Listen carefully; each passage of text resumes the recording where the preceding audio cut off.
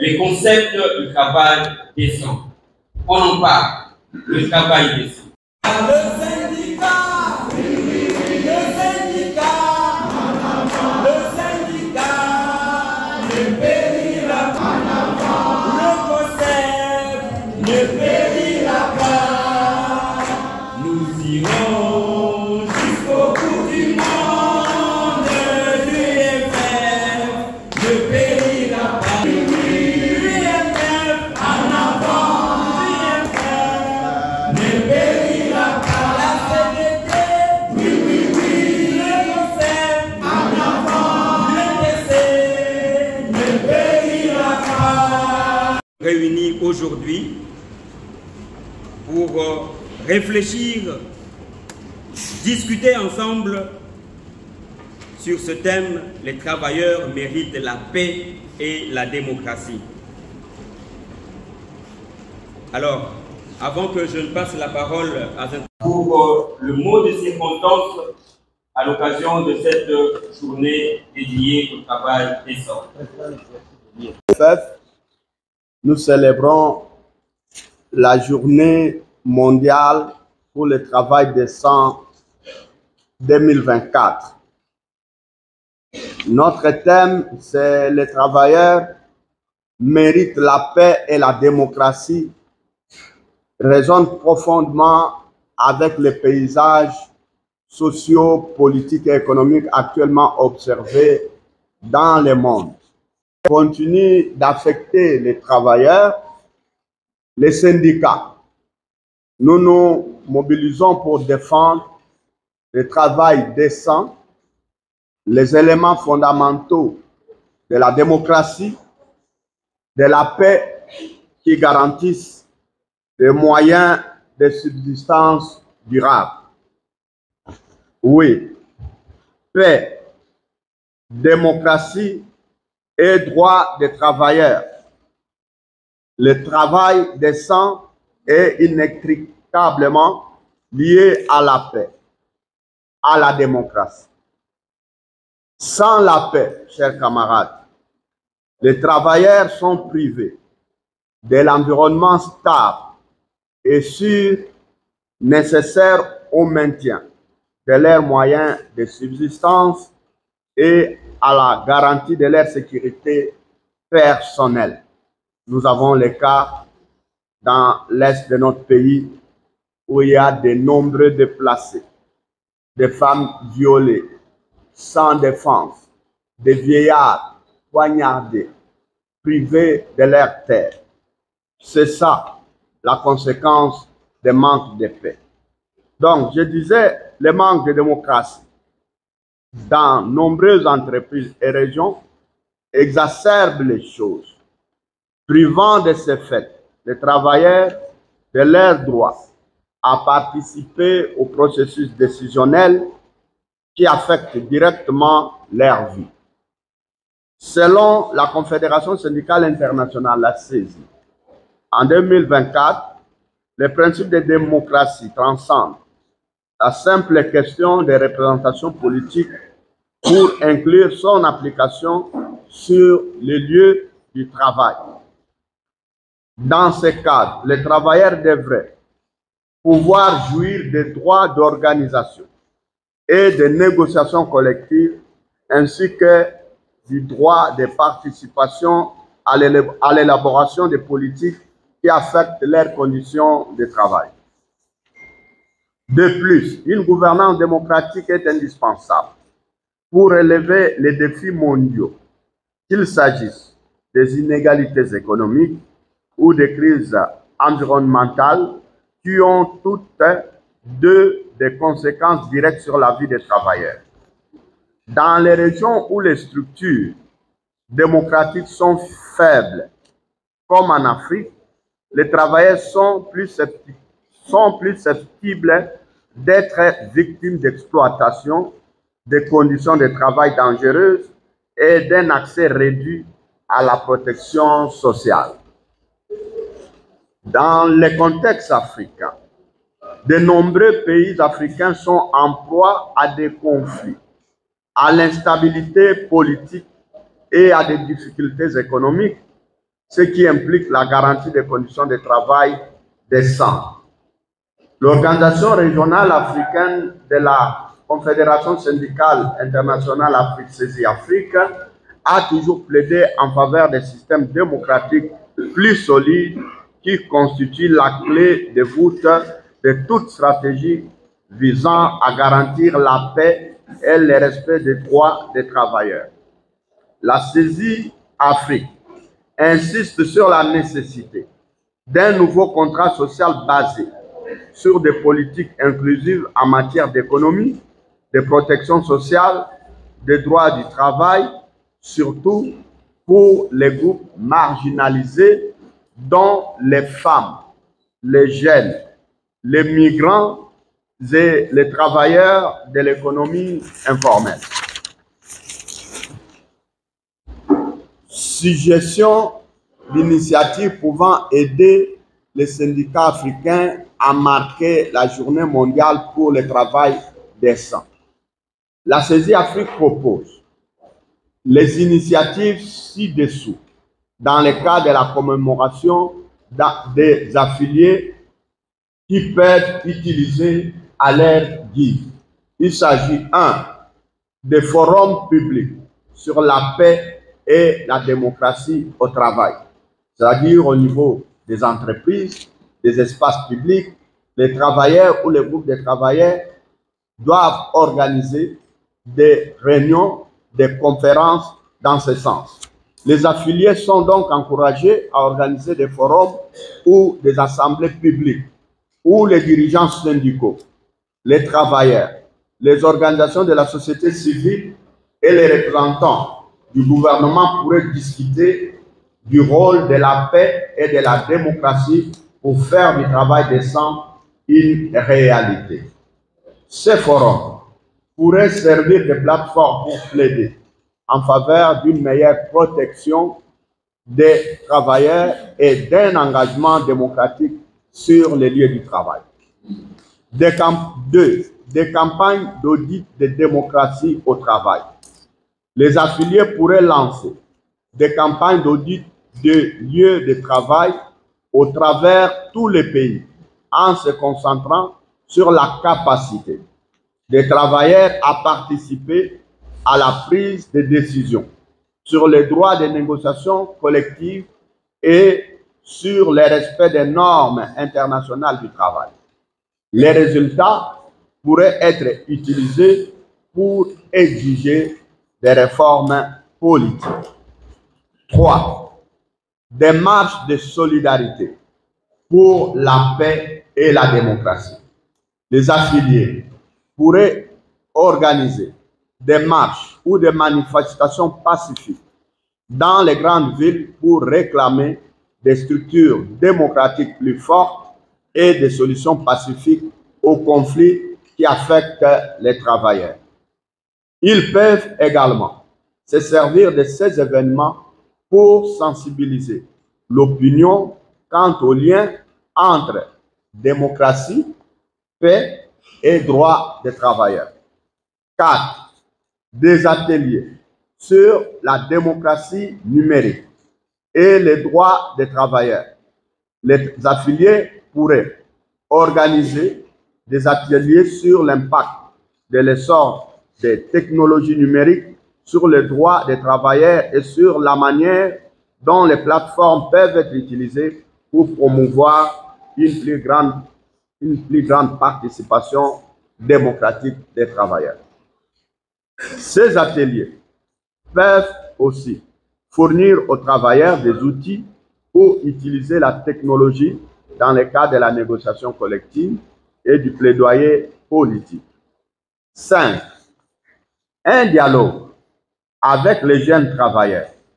Les affiliés pourraient organiser des activités axées sur les jeunes, dont les débats, des concours créatifs portant sur des affiches, des poèmes ou des courts-métrages, ainsi que des sessions interactives afin de souligner le rôle des jeunes dans la promotion de la paix et de la démocratie sur les lieux du travail. L'implication des jeunes travailleurs est essentielle pour façonner l'avenir du mouvement syndical. Oui, sans la jeunesse, le mouvement syndical n'a pas d'avenir. 6. Une collaboration avec les médias. Nous devons travailler avec les stations de radio locales, les journaux, les plateformes en ligne pour créer des programmes spéciaux sur les thèmes « Les travailleurs méritent la paix et la démocratie ». De telles initiatives peuvent mettre en lumière les témoignages des travailleurs et intensifier les efforts des syndicats en faveur de la paix et de la réforme démocratique. 7. Des campagnes sur les médias sociaux. Les affiliés pourraient utiliser les médias sociaux pour sensibiliser à l'importance de la démocratie et de la paix au travail. Ils peuvent partager des témoignages de travailleurs, des infographies et des courtes vidéos pour attirer le public plus large, en particulier la jeune génération, sur la façon dont la démocratie et la paix contribuent à faire du travail décent une réalité. 8. Des plaidoyers en faveur des réformes politiques.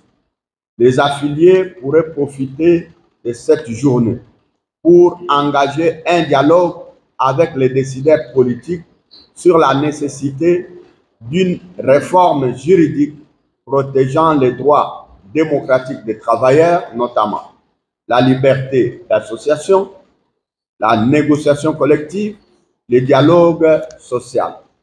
Cela pourrait prendre la forme de pétitions ou de propositions à soumettre aux différents ministères concernés.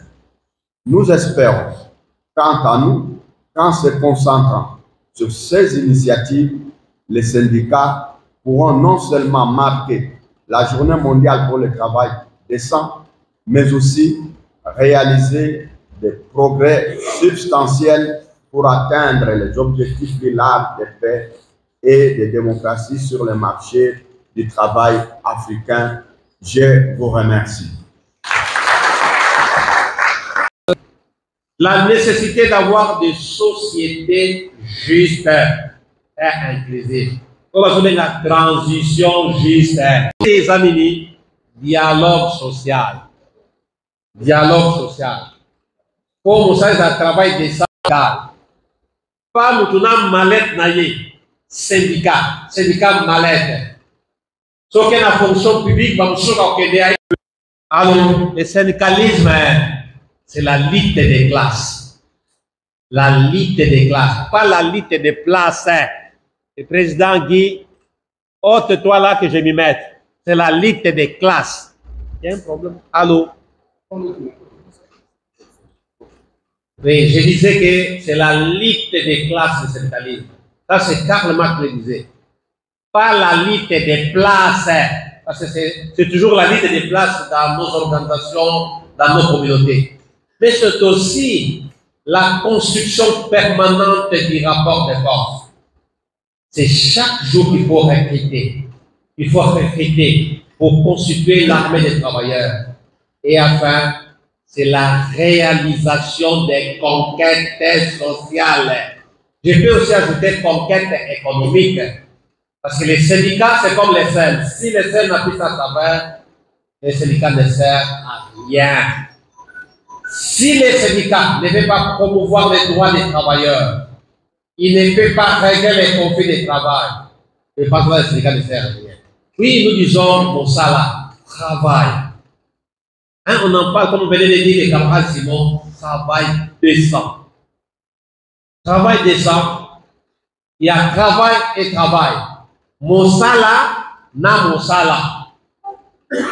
Si nous sommes là, c'est pour accéder aux conditions les meilleures. Travail décent, mon salaire à Malonga, qui salo ya Mfuno, nous disons Mouipe, c'est ça le travail décent. Mais en fait, quand on dit le travail décent, c'est un concept que l'OIT, l'Organisation internationale du travail, a introduit pour des sociétés justes et inclusives. Donc, un travail décent, c'est un travail productif pour les femmes et les hommes. Je veux dire, pour les femmes et les hommes, dans des conditions de liberté, d'équité, de sécurité et de dignité humaine. Là, on parle des droits humains, pas des droits de l'homme. Moi, je n'ai jamais soutenu les activistes des droits de l'homme. Hein, ça discrimine un peu les femmes, parce qu'il faut faire aussi à la femme une juste place au syndicat de la société. Les droits humains, c'est mieux. Quand on dit droits de l'homme, c'est comme si la femme était marginalisée. Ça me fait l'avocat des femmes travailleuses. Alors, en général, un travail est considéré comme décent lorsqu'il offre un revenu équitable. Les fouti à malunga, oya solo, mabonzate. C'est ça travail décent. Synthèse dans Mayematali, conception y a travail décent. Alors, sikoyo oya kotala ndenge travail décent etiami na mokili ndenge ba notion nango ezali ndenge nini na mboka na biso ezali appliqué. Conclusion nini lelo le 9 octobre 2024 tokoki kopesa. Alors, pour yango toko tala Mayematali travail décent, tokola toza awa, toza na ba travailleurs. Bon, oyo tolobaka bazali ko dépendre na code du travail.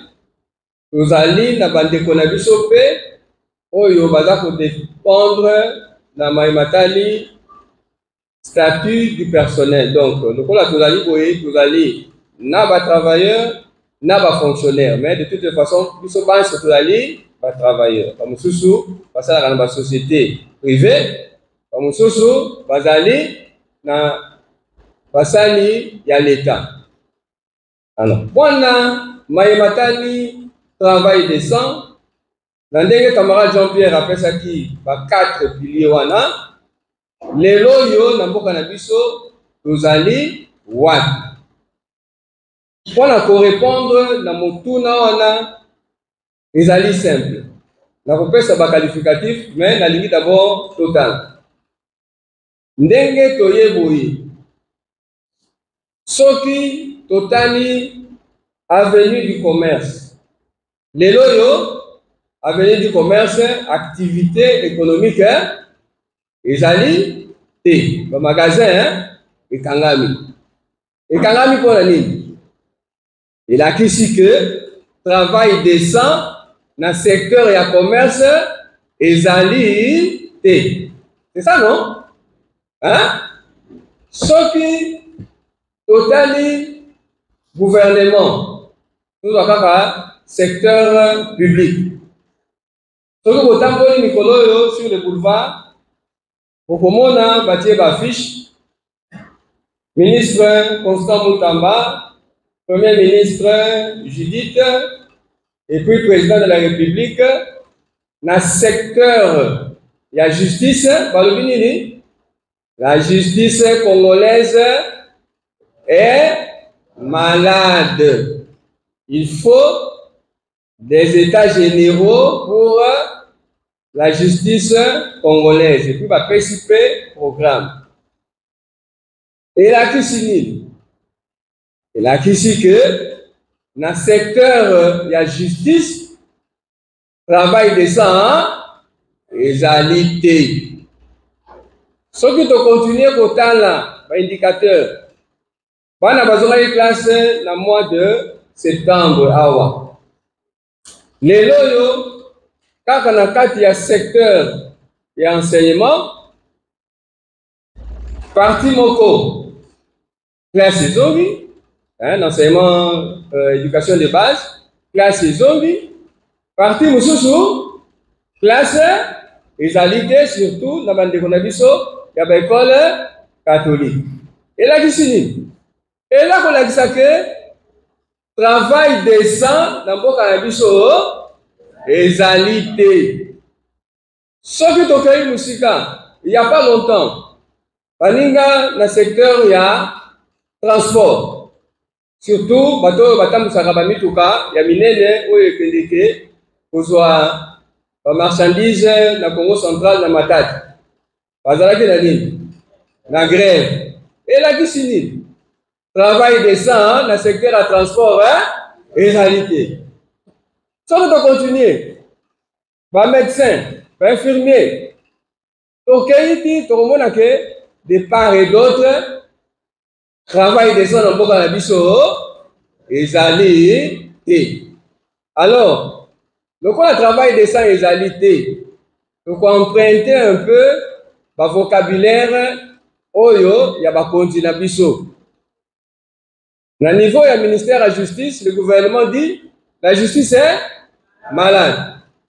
Au niveau, il y a secteur toujours public ou bien privé, le gouvernement, bisomoro basali tomoni que travail décent les alliés, donc les alliés médiocres, n'est-ce pas? Donc, pour nous, travail décent, dengue. Mboka na biso ezwa engagement parce que ezali engagement na niveau mondial, na niveau international. Ezali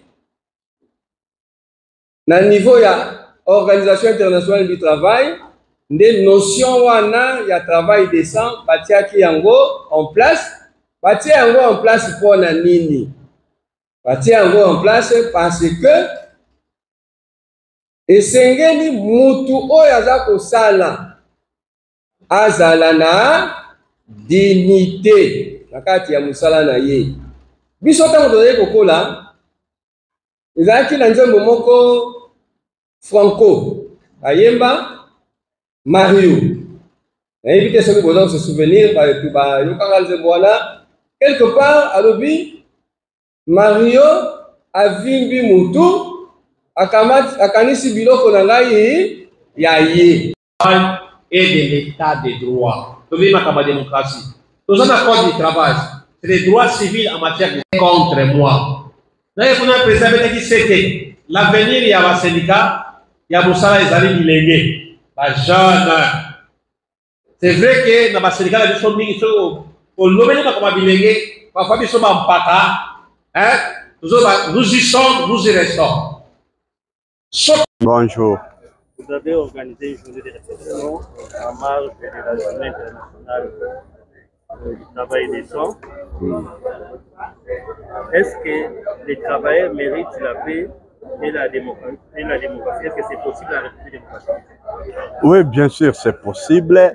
La paix est une denrée qui est aspirée par tout le monde entier. Donc, nous avons droit à la paix et nous avons vécu dans la paix. Dans ce pays, vous le savez, il n'y a rien d'impossible. La démocratie aussi est possible, mais c'est un processus. Il faut comprendre que tout se dessine dans un processus. Ce que nous demandons, c'est que tout le monde doit avoir les mêmes pensées pour le pays.